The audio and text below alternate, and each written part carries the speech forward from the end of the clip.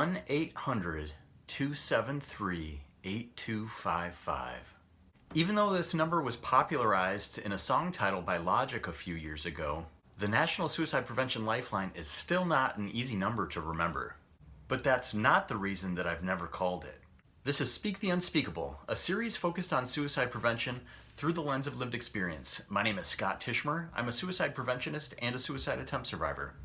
So, for the majority of my experiences in dealing with my own thoughts of suicide and going through suicidal crises, I would have never called a crisis helpline. The main reason for this is fear of the unknown.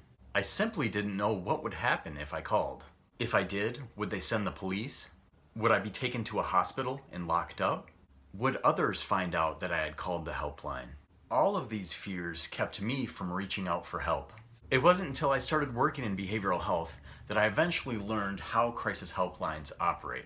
I actually started helping clients practice calling and even texting various helplines, which helped me become more familiar with the types of questions and responses that they might give. So if you are someone who has struggled with thoughts of suicide, or if you've survived a suicide attempt, or if you have someone in your life that you're worried about, the first thing that I would recommend is that you practice using those crisis helplines yourself, or with that other person. The first step would be to figure out what helplines would make the most sense for you to call. It might be the National Suicide Prevention Lifeline, which is 1-800-273-TALK or 8255.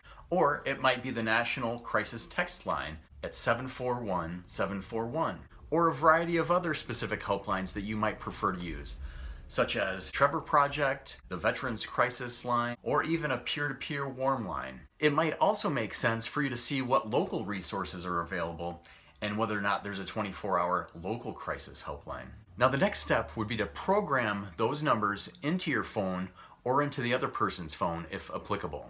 Then comes the most important step: practice using that number. Especially for those that are still in school or even those in the workplace, think of the many other things that you practice in your life in case of an emergency. Fire drills, tornado drills, even active shooter drills.